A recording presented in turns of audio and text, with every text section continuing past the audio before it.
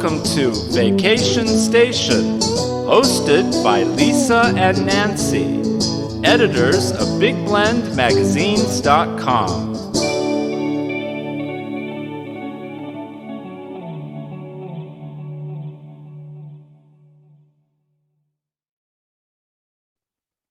Hey everybody, welcome to Big Blend Radio's first Thursday Travel Tulare show. We love Tulare. Tulare County is up in California, Sequoia country. And so we're talking about those giant big sequoia trees. You've seen them on the news. Sequoia and Kings Canyon National Parks, giant Sequoia National Monument, Sequoia National Forest. And then you've got all these really awesome communities you're going to want to visit when you go see these giant trees. We've got agricultural communities, art communities, really cool historic downtowns, and lots to do. And fall is an awesome time of year to visit. Nancy and I have done it. And really, it's not as crowded as in the summer because everybody goes up to the parks and forest at that time. But it's a really neat place. We like to go. The weather is nice. Harvest is coming in, so you've got a lot of produce, and everybody's ready for festivals. And so a lot going on. So that's what we're going to talk about today. We've got some special guests joining us. We've got Donnette Silva Carter. She is the CEO and president of Tulare Chamber of Commerce. She's in cattle country. So welcome back, Donnette. How are you? I am doing great, Lisa. It's always a good day when we have the opportunity to chat with you from Tulare, located in Tulare County, world's largest dairy production region. So she's got ice cream is what she means. And she's got cheese, she's got milk, she's got it all over there. And awesome downtown. So everyone, TulareChamber.org is the website, but this is the main website to connect to for the entire region and all the different communities and parks and forests is go to discoverthesequoias.com. And we've got Denise Alonzo back. She is from Sequoia National Forest and Giant Sequoia National Monument. And so she's going to be able to tell us what we can experience in the forest during the fall season. And you've got a nice background there. I'm ready to go swimming in that pool. It doesn't feel like summer, like fall right now where we are today. So I'm ready to come over. Yeah, we're looking forward to fall here when the weather cools down a little bit. It's been a hot summer this year, and hopefully fall will bring lots of cool weather and lots of rain. We like that. Cool weather, rain, and you do get fall colors, as I recall. A little bit of a change. The aspens up at Quaking Aspen are quite beautiful in the fall. So everyone, the website, fs.usda.gov/Sequoia. Is that the right website for you, Denise? That's correct. Just type in Sequoia National Forest, it'll pop up. Now we're going to go to Exeter, and Exeter knows how to throw a very cool fall party. They have a big festival that's been going, as I recall, over 100 years. They've got the Scarecrow Festival that happens throughout the entire month of October. So if you want to feel like fall, if you want to chase ravens and crows off your property, go get a scarecrow in Exeter. Welcome back, Tina. How are you? Doing well. Thanks so much for having me today. Hey, everyone. Tina Rice is from the Exeter Chamber of Commerce. She runs that, and she's in the historic depot. Right, you're next to the trains that come by. Yes, and you've yes, got I am. A big safe in your office. We do. It takes up a big portion of our conference room, and it's beautiful, huge steel, heavy door, and we're right here by the train tracks, which is pretty cool. I love it. So you could actually, over Halloween, put a scarecrow in that safe. I'm just thinking. I could. Or scarecrow. I could. No one else would see it but us, but I could.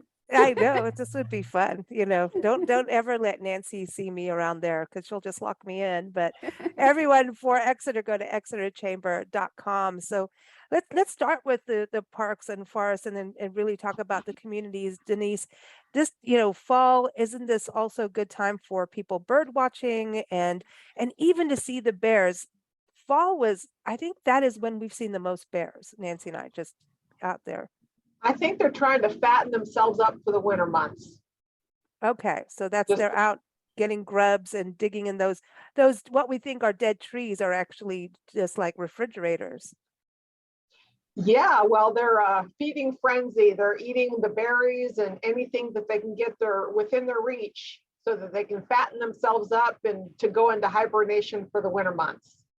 Awesome. And we have lots and lots of opportunity in the fall. It's a great time to come see us because there's not as many people around. So you can, parking is more available, and both in the forest and in the neighboring national parks.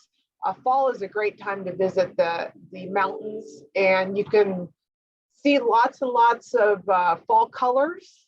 And like I mentioned earlier, the quaking aspens are changing color, as well as the other trees are starting to lose some of their leaves, and the pine trees are all in, the green is lovely this time of the year, and it's just a great time to visit. And also good time for bird watching, because isn't the migration still going on? I believe that year round is a good time to come see the birds, especially the golden eagles and bald eagles. I've seen quite a few of those recently. Everything's trying to struggle right now to find resources, food resources, before winter comes. And our water supply is down this year. We're still experiencing a drought. So anything near a water source is where you'll see a lot of birds and a lot of wildlife. Awesome. That's some good tips for everybody going out there for wildlife watching and bird watching. So let's go inland. We're going to go back to, when I say cattle country, I should go dairy land. Go to Tulare for dairy. I love that it rhymes too. So Donnette, what's going on in Tulare for fall? Do you have any festivals? Are you having a milk festival? We have a lot of activity coming up, Lisa. There's just so much that happens in this whole region in fall. So it's a great place to come and visit for anyone who's coming out. I mean, I don't know about most folks, but me, when I go into communities, I look for these kinds of local based community activities. I love to go to events. I am a festival junkie, craft shows, whatever. She I love likes to shop. Well, shopping too. It comes with shopping, yes. So anyway, we have shopping too. Of course, we have an outlet center located here, which is a great hub of activity in our community. It has a huge luxury theater and also some wonderful eateries nearby and throughout the community of Tulare. But for our events coming up, of course, the biggest thing coming here is our Tulare County Fair. We have the fairgrounds located here in downtown Tulare, just a couple miles from my office. And so that kicks off on September the 14th and runs to the 18th. It's a huge event. We have one of the largest livestock auctions around that you will find. A lot of kiddos that are showing their livestock projects. We have some wonderful entertainment that's coming in, and just a real mix of kind of activities. And they're introducing something new. And yes, Lisa, this speaks to Donnette. It is a maker's market. So they have teamed with a company called Rusty Roots, and they do a lot of vendor shows. So we're actually going to have a vendor show during the fair.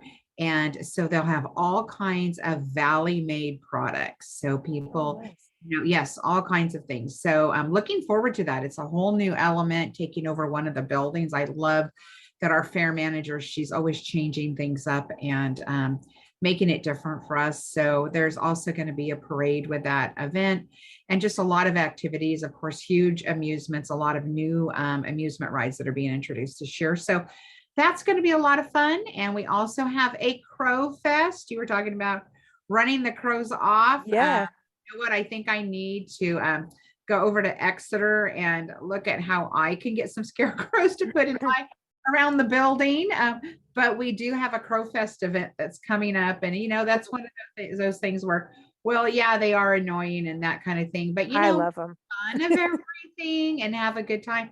And that's going to be centered in Tower Square here in the downtown area. So they'll have music, festival booths, food booths, and we'll be celebrating the crows. So that's happening on September 10th. And then other, different kinds of nonprofit events that people like to go to.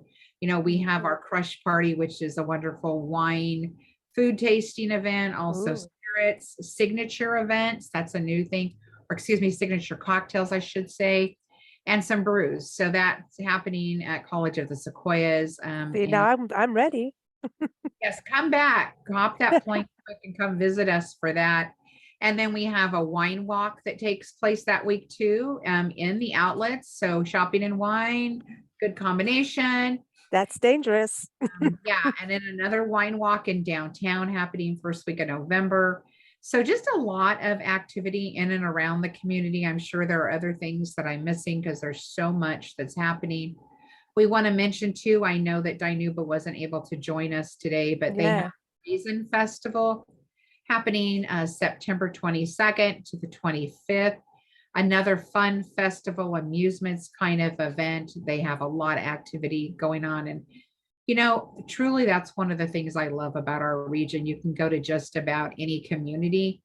You're going to find a lot of activity. They're going to be doing Pioneer Days and the Rib Cook-Off in Porterville. That's coming up soon too. So all of our communities always have something to offer.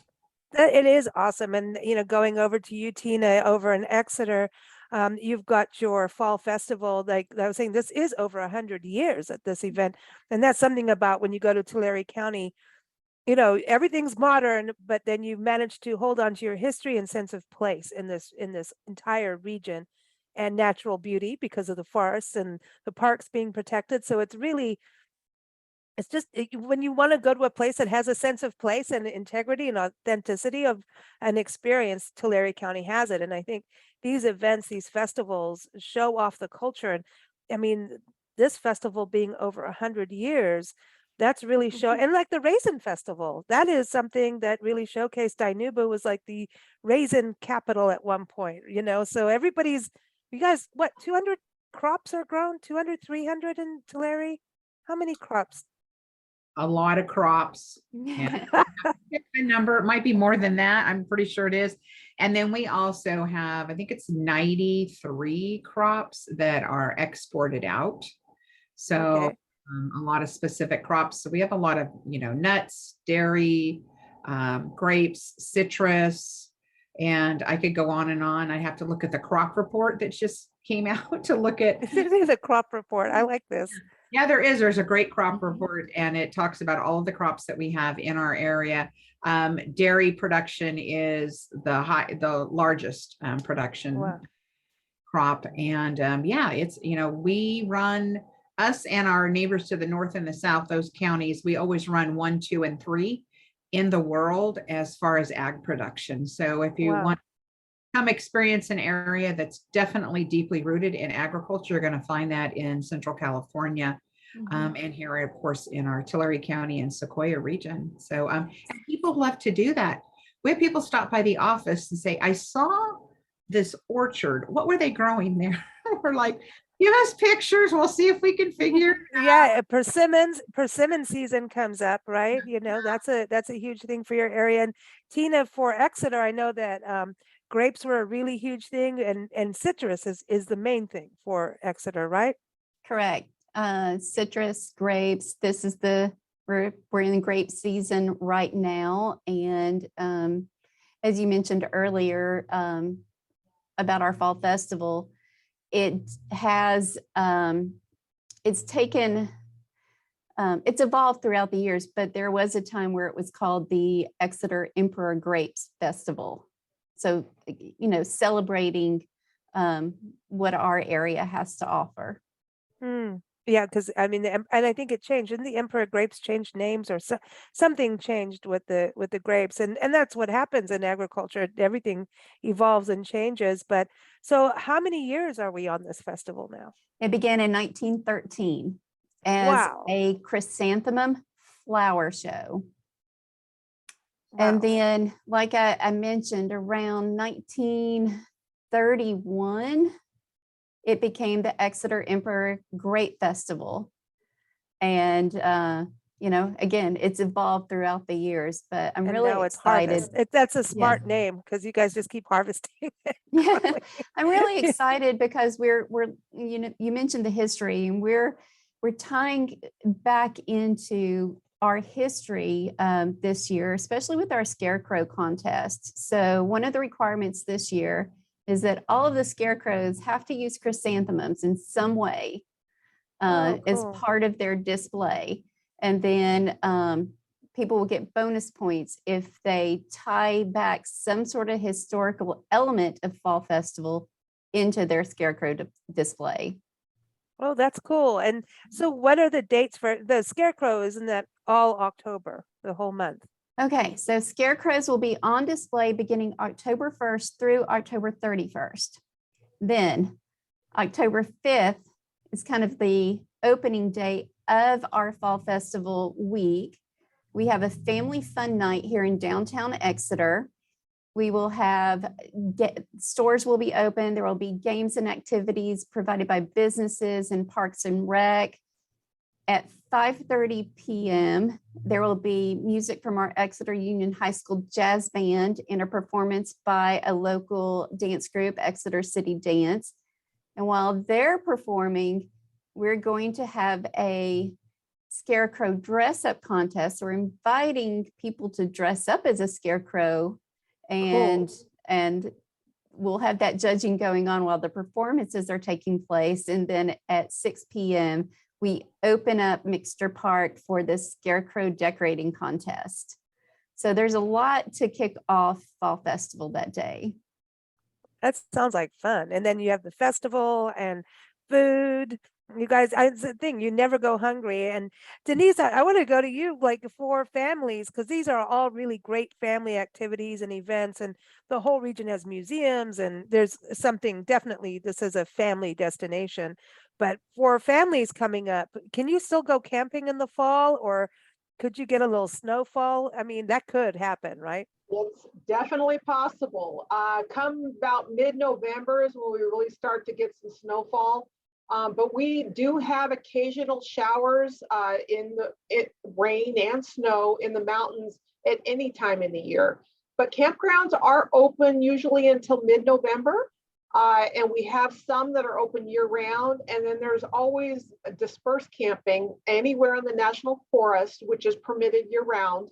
It's basically free camping, overnight camping. You can set up your tent anywhere you want to go, unless it's posted that you can't camp there. Some areas are so overused that we don't allow camping because it's too difficult it's too hard on the land. So there are some spots that we don't allow overnight camping, but a lot of the forest is open to free overnight camping. It's pack it in, pack it out. So everything you want to bring in, you need to pack out with you and take it home. Your trash, your human waste, everything. But we do offer a lot of campgrounds, developed campgrounds, as well as dispersed areas are open and available year round. Nice. And we're never too old for s'mores, right? That is for darn sure. However, you need to make sure you're in a developed campground above 5,000 foot elevation right now to have a campfire, because of the fire severity, we're not allowing campfires just anywhere. We certainly don't want to have a chance of escape campfire. Right. That's a good point for everyone to know. But you can get marshmallows and chocolate. Look, you don't have to have a fire to eat them. Let me just tell you, there's just the thing about opening the whole bag. I'm just saying. Right now, I think you could probably leave it on the dash of your car in the valley floor for the next week, and you'll end up with a s'more. I know, right? That's exactly it. It's exactly it. I think that there's just so much to do. There's also Visalia, the community of Three Rivers, as well, on the way into the park. I wanted to touch on this. Am I correct that the Eagle Mountain Casino has now officially moved, Donnette? So they are in the process of finishing off their brand new casino building, and they anticipate a grand opening about December of this year. Wow. And it is a fabulous new facility. They have really worked in the elements of design for that you're going to find within the region. So you're actually, when you go to this place, it's almost like you expect it to be up in the mountains, which is where they have the original one, because of the lodge-like design that they have done for the. Cool. Yeah, it's absolutely beautiful. They're going to bring their River Steakhouse restaurant down into that facility. They're putting in a coffee place there, as well as some other restaurant amenities. And we'll put in an event center, and then eventually they are going to have a hotel and convention center. So we are very excited. They are members of multiple chambers of ours, so we'll all be gathering together for that big grand opening or ribbon I want to cut. come party. Yeah, December is when we're anticipating doing that, and just a great people too. That the Tule River Tribe, in putting forth a casino originally, it's been so many years now. They just had, I think it was the 26th year. Anyway, in doing that, they really did that as an opportunity to utilize the funds that were earned to reinvest in the tribe, in the children, the future generations, the elders, that type of thing. So they have a lot of community programs that they offer. So, and just great people to get to work with. And the casino's fun. We were up there recently for an event that the Porterville Chamber hosted their mixer, and it was just a lot of fun. To go up. It's in a beautiful scenic area. And then when they move down to the ground floor, it's still out in the country. It's a nice venue, and it's going to look awesome. So thank you for bringing that up, Lisa. Yeah, I get their emails ever since we were there, and we won money, Yes. and we had a fabulous meal, and they're like, no, you've got to go try. And we're like, okay. And we won money. And Nancy's like, quick, let's run. Don't tell them. We took their money, but we had an amazing time, and they're just really awesome people. And, because you go to casinos and, some of them can be all cold and just, la-di-da, but they're so friendly and, like you're saying, very community invested. So good stuff there. Absolutely. Well, thank you, ladies, for joining us. Okay, so everyone, discoverthesequoias.com is the main website. For Tina and everything that's happening in Exeter, go to exeterchamber.com. For Tulare, go to tularechamber.org. And Denise, go ahead. You got to do the website. Wait, I've got my notes. Wait, it is FS for Forest Service. So fs.usda.gov/Sequoia, and go learn more about the Sequoia National Forest and also the Giant Sequoia National Monument. So thank you, ladies, for joining us. Great to Thank be you. here, Lisa. Take care. Bye-bye.